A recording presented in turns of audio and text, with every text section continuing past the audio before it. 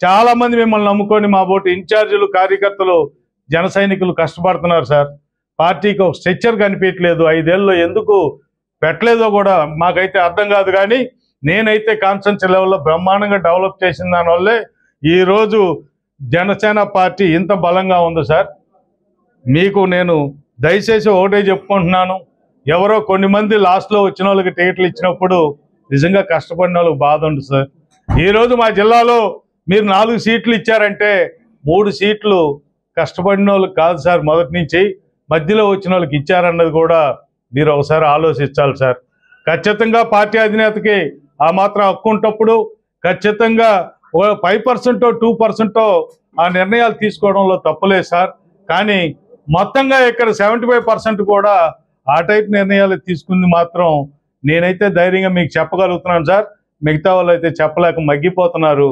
నేను ఒకటే చెప్తున్నాను, ఇన్ని రోజులు జనసేన కుటుంబంలో నన్ను ఆదరించిన దానికి మీకు మరోసారి ధన్యవాదాలు తెలియజేసుకుంటూ జనసేన